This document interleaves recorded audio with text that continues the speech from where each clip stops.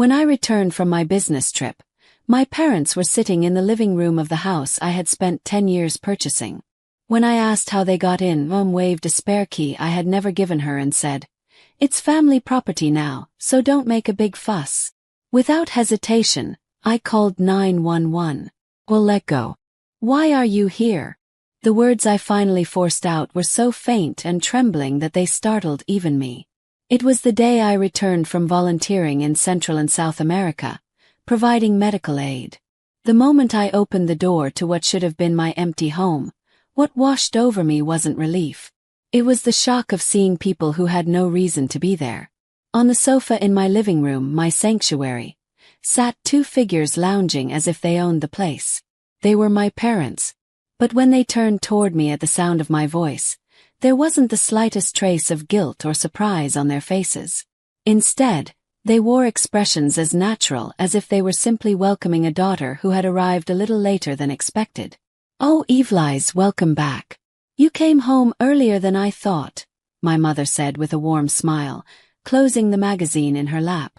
My father added, "Long trip, huh? You must be tired," as though he were kindly sympathizing with me. Their unervingly casual reaction only deepened my confusion. This was supposed to be my house, my fortress, where I was returning for the first time in 2 months. Clutching the handle of my suitcase, I stepped into the living room. "Answer me. Why are you here? How did you even get in?" I tried to keep my tone calm, but my voice grew sharper. At that, my mother's expression turned faintly indignant, as if I were the one being unreasonable. Not a hint of shame. "Oh, don't look so frightening. When you signed the lease for this apartment, you wrote down our number as your emergency contact, didn't you? That was in case something ever happened to me, not so you could come and go as you please." My rebuttal only made her sigh dramatically. "Exactly. We were worried about that very something ever happening. You went several days without contacting us while you were overseas. Remember? We were so worried we couldn't stand it. So, we pretended we'd lost your key and called a locksmith." "What did you just say?" I couldn't believe my ears.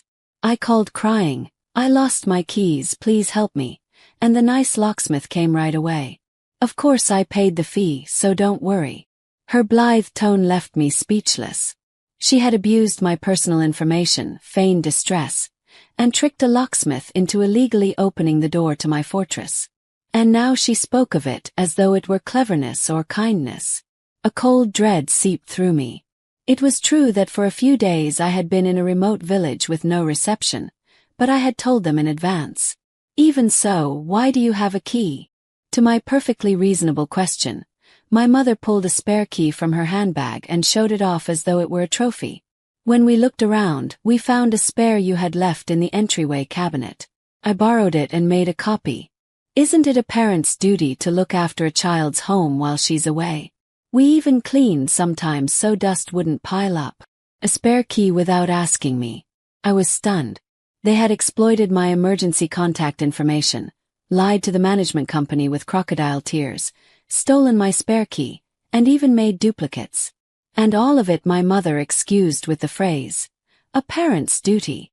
The people before me were my parents, yet they felt like incomprehensible, terrifying strangers. The chill running down my spine was sharper than disbelief. "Don't make it sound so awful, calling it without asking. We're family, aren't we? What's wrong with family entering a family member's home? Surely you weren't planning to lock us out like strangers." That cursed phrase, "no boundaries in family," something I'd heard all my life, stabbed into my mind. Yes, they had always been this way. My room, my diary, every private space of mine. To them, boundaries simply didn't exist. And the very reason I'd bought this home was to escape that suffocation. But now, anger surged as my eyes caught the other violations around the house. Ugly landscape paintings hung on the walls. The balcony was cluttered with gaudy plants I had never chosen. And worst of all, on the dining table stood an empty wine bottle. It was the vintage bottle I had set aside to open someday on a special occasion, a symbol of my achievement, a celebration of purchasing this home. "That wine," I said faintly. Following my gaze, my father said without a trace of remorse, "Oh, that fine wine. Since you were coming home, we opened it to celebrate. But honestly, keeping something that expensive just to drink alone would be far too indulgent." Something inside me snapped. That bottle was proof of everything I had worked for. This home I had clawed together after 10 years of relentless effort. It was the one special bottle I had saved, meant to be opened while relaxing in this very room. And yet they had consumed it without asking, as if it had always belonged to them. I quietly set my suitcase down on the floor and pointed to the front door. "Leave." "What did you say?" My mother frowned. "Both of you leave this house right now. This is my home. I bought it with my money, with my work. It is my property. You don't get to make spare keys without my permission, walk in whenever you like, rearrange my furniture, or drink and eat what belongs to me." My voice no longer trembled. "Evelise, how dare you speak like that?" My father rose from the sofa. "Is that any way to talk to your parents? Everything we did was for your sake." "For my sake." Cut him off. "If it were for my sake, you would respect my wishes. If it were for my sake, you would protect my privacy. But this wasn't for me. This was for you, because you still want my life under your control, don't you?" For the first time in their lives, my parents looked at me as though I had committed an act of rebellion. For just an instant, the look on their faces stung my heart. But I couldn't back down now. If I didn't draw the line here, I would never escape the suffocation. "Put the keys down and get out now." Perhaps 10 minutes of silent glaring passed. My mother eventually broke into tears while my father clicked his tongue in frustration. At last, my mother slammed the duplicate keys onto the table, and the two of them left, casting me resentful looks as they went. The heavy thud of the door closing echoed through the apartment like a sentence being pronounced. I forced myself not to collapse on the spot, scanning the silent living room, the tasteless landscape paintings, and the empty bottle of expensive wine. Was this really my fortress? Shaking with rage and sorrow, I recalled the path that had brought me here. I work as a nurse in an emergency room where every second counts.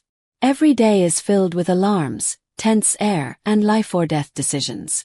In the midst of that relentless pressure, I had clung to one dream, to have a sanctuary of my own, untouched by anyone else. Since becoming a nurse at 22, I had worked without pause. While friends enjoyed trips and shopping, I picked up double shifts and spent my weekends working at a clinic.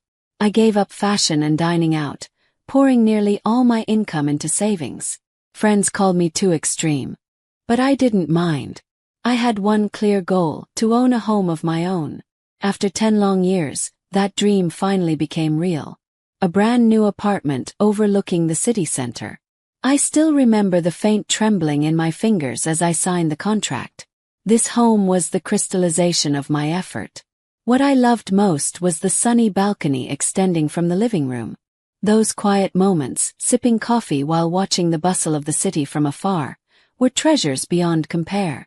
And right after buying the apartment, I fulfilled another long-held dream, volunteering as a nurse in a small village in Latin America.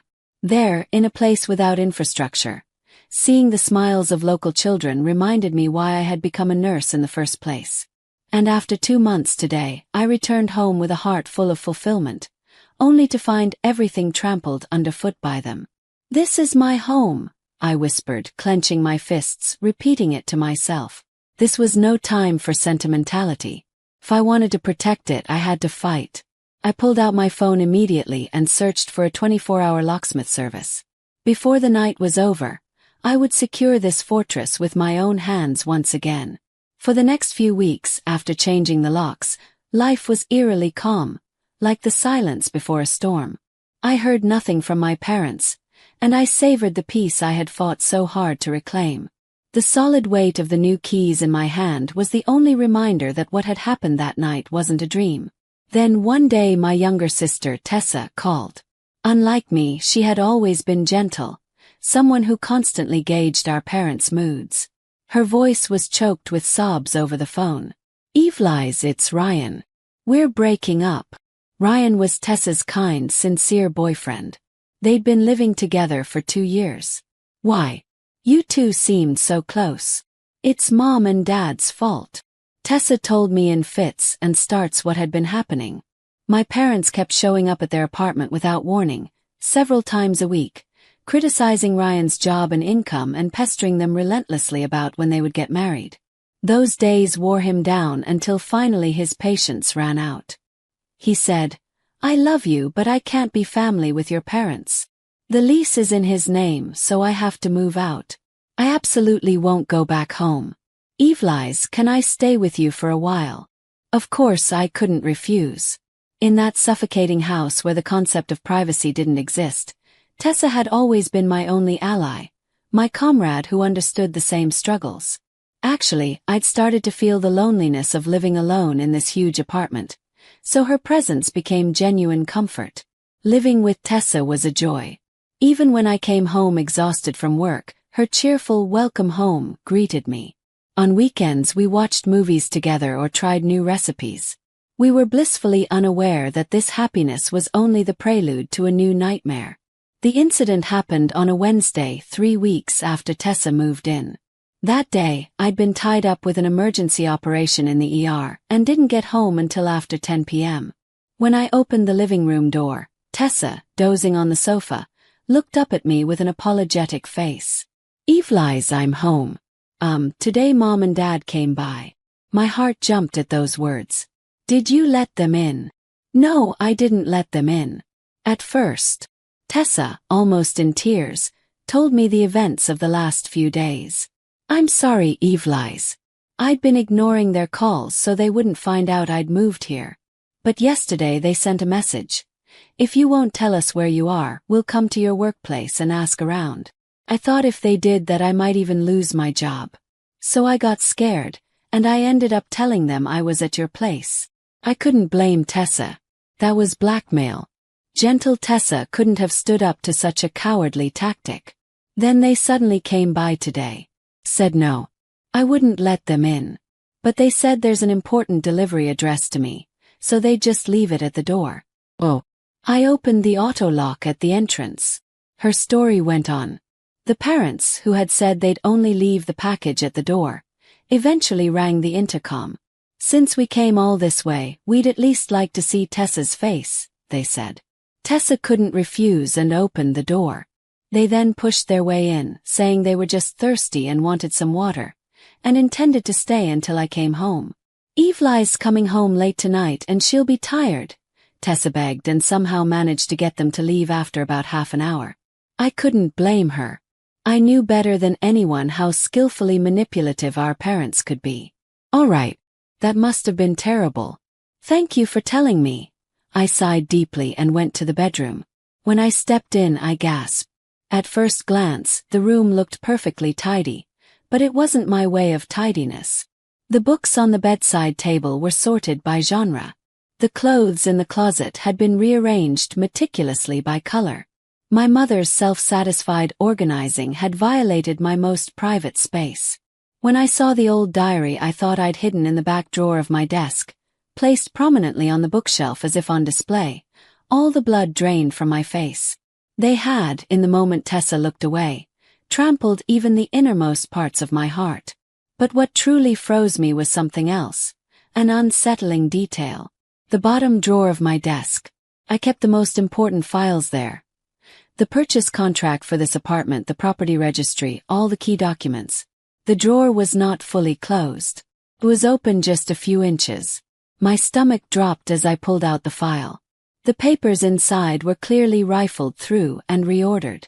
Had they looked through not only my diary but also the legal documents proving my ownership of this home? Then it hit me. This wasn't mere tidying. They had another purpose. Rage shook me.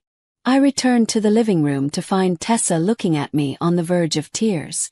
"I'm sorry, Evelise." While I was just in the kitchen for a moment, Mom said, "The bedroom curtains are messy. I'll fix them for you." Her trembling voice snapped me back to myself. I almost lost my temper, but the person hurting most in front of me right now was Tessa. Her kind heart had been taken advantage of. I sat down beside her and pulled her gently into my arms. "It's not your fault." Never. The ones to blame are the people who prey on your kindness and lie without a second thought. But if I hadn't opened the door? No, I shook my head. Even if you had refused today, they would have found another trick. They've always been like that. At my words, Tessa looked up, startled. Memories of our shared suffocating childhood rushed back into both our minds. Remember when you were in high school? Mom read the letter from your first boyfriend without asking. My words made Tessa's eyes cloud with sorrow. Back then, Mom read the letter aloud to the whole family and declared, "You mustn't date someone like that," leaving Tessa in tears. That letter had been her first precious secret treasure. To them, we'll always be children who can't make decisions for ourselves. They genuinely believe they own our lives. But Tessa, this has to end. We have to end it ourselves. Tessa nodded silently. The guilt in her eyes dissolved, replaced by a quiet but certain resolve. At that moment, I knew she had decided to fight alongside me. The real purpose behind our parents' behavior became clear the next day. During my break at work, an unknown number called. "Hello, is this Ms. Eve-Lise Harton's residence? This is Granite Realty. Your father contacted us recently about an appraisal of the condominium you own." The agent's polite voice sounded very far away through the receiver. Hit me like a blow to the head. My father, behind my back, had been in contact with a real estate company to check the value of my apartment. Fear rose in me beyond anger, but I couldn't show panic. Surely there's some mistake. I have no plans to sell. This must be a misunderstanding, I said carefully and hung up. What on earth was going on? Was this merely harassment, or were they actually plotting something? I wanted proof because asking them directly would only get me evasion. After thinking it over, I decided to call someone. My Aunt Merida, my father's sister, who had sometimes criticized their overbearing ways. "Aunt Merida, long time no speak. How are you?" I started brightly. "I wanted to ask if you'd heard anything strange from Dad recently. Like, has he shown interest in any property?" There was a sharp intake of breath on the other end. "Eve-Lise, how did you know?" "Actually, your father called me a few days ago." My aunt hesitated at first, but sensing my seriousness, she told me timidly. "He was saying, Eve-Lise's apartment is beyond her means. We should sell it without telling her and provide something more sensible near our house. It is naive. Parents should manage her assets for her." I told him that was going too far, but he wouldn't listen. My aunt's words were the final blow. The call from the realtor, the ransacked bedroom files, and my aunt's testimony. All the pieces fit. Their terrifying plan came into sharp relief. This wasn't paranoia. My parents were serious about seizing the fruit of my 10 years of hard work without my consent. After thanking my aunt and ending the call, I stared at my phone. This was no longer something I could handle alone. I searched my call history and found a name. Silas, my partner, who was also a lawyer. My finger over the call button felt leaden. "Silas, help me. I can't handle this on my own anymore," I managed to say. Silas listened quietly to my trembling voice until the end, then said just one thing. "Eve-Lise, you don't have to fight this alone anymore. Before we take legal steps, I'll come with you. Let's talk to them one more time." I can't put into words how much Silas's calm, steady words saved me. His proposal wasn't about another emotional confrontation but about creating a space to clarify rights and obligations from a legal standpoint. The location chosen was neither my apartment nor my parents' house but the conference room at his law office. On the day of the meeting, my parents walked into the room where Silas and I were waiting, making no attempt to hide their displeasure. Their attitude said clearly, "How dare our daughter summon us here?" Silas wasted no time on pleasantries. "Thank you for coming. Let me begin by explaining this matter from a legal perspective." He slid a copy of my apartment's title deed across the table. "First, ownership of this property belongs 100% to Ms. Eve-Lise Harton. This is an indisputable legal fact. Therefore, entering this property without the owner's consent may constitute criminal trespass under the law." I saw my father's face redden almost instantly. Who do you think you are? Just because you're a lawyer, you dare call us criminals? What's wrong with parents entering their own daughter's home? Dad, Silas is right, I said, forcing myself to keep my voice steady as I looked straight into his eyes. That home is mine, not yours. And contacting a real estate agent for an appraisal without my knowledge is an act that infringes on my ownership rights. What's wrong with checking the value of an asset? We only did it for your sake. It wasn't for my sake. My voice rose despite myself. You just want to manage my assets and control my life. Please stop. Give me back my life. But neither my tearful plea nor Silas's calm legal explanation reached them. My mother broke down crying, repeating, "How could my daughter treat us like this? How could she repay kindness with cruelty?" My father insisted until the end that it was his right as a parent, dismissing Silas's words as sophistry. The meeting ended in complete collapse. As they stormed out, my father spat words that pierced me like knives. "If that's your attitude, then we have our own ways. We'll show you what real family means." I would learn only days later that this was no empty threat. That night, Tessa called me in a trembling voice. "Eve lies, it's awful. Mom and Dad are here with movers. They're at the apartment." I contacted Silas and rushed home. In front of my building were my parents' familiar car and a moving truck. They had planned to clear out my belongings while I was away and put the apartment up for sale. Thankfully, Tessa was inside with the door chain fastened, so they hadn't gotten in. Outside, my father was lying to the locksmith, claiming to be the owner's representative, trying to force the lock open. There was no more time for hesitation. This was what he meant by teaching me what family really is. With shaking hands, I pulled out my phone and dialed 3 numbers. "Police emergency. Is this about a crime or an accident?" "A crime. My parents are attempting to unlawfully break into my home." That call would mark the definitive end of our twisted parent-child relationship. By the time the police arrived, the scene was chaos.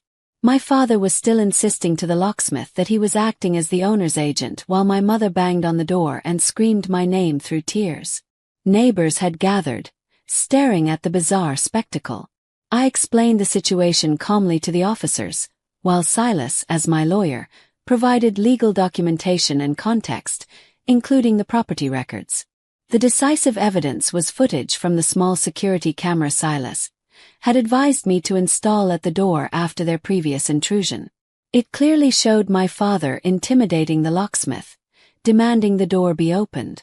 The look on my parents' faces when the police, having understood the situation, asked them to come in for questioning. I will never forget it. They never once seemed to realize their actions constituted a crime.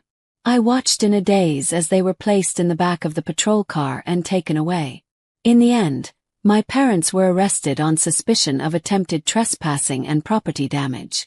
Because it was their first offense and the home in question was their daughter's, they were not formally indicted, but they were placed under a restraining order, legally barred from approaching me. The physical threat was removed, at least for the moment, but the scar in my heart was deep and raw. I had called the police on my own parents. That truth weighed on me like a cross I would carry forever. The one who stood by me through it all was Silas. He handled every legal process and he never left my side. At his urging, Tessa and I decided to see a professional counselor. In counseling, we finally faced the wounds we'd carried since childhood. A childhood where our value existed only in meeting our parents' expectations, an adolescence without any sense of privacy, and parents whose distorted love would never accept my attempt to become independent. Our counselor affirmed my actions as self-defense, as a just, courageous effort to reclaim my life. Setting boundaries, she said, is not an act of rejection. It is a healthy practice necessary to respect the person you are and the person the other is. Those words saved me more than I can say. A few months later, my Aunt Merida told me that my parents had been ordered by the court to start cognitive behavioral therapy.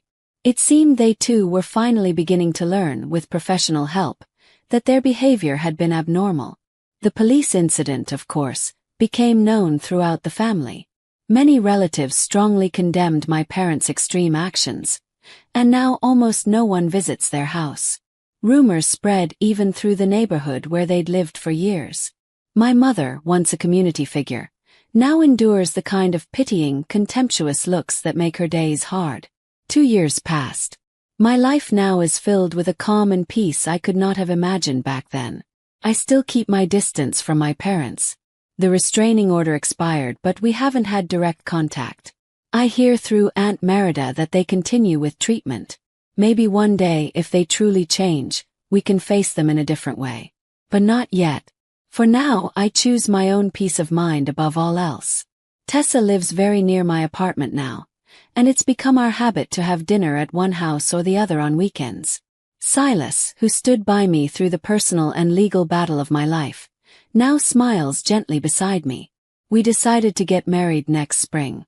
This apartment is finally, truly our sanctuary. It is more than a place to live. It stands as a symbol of my independence and my renewal.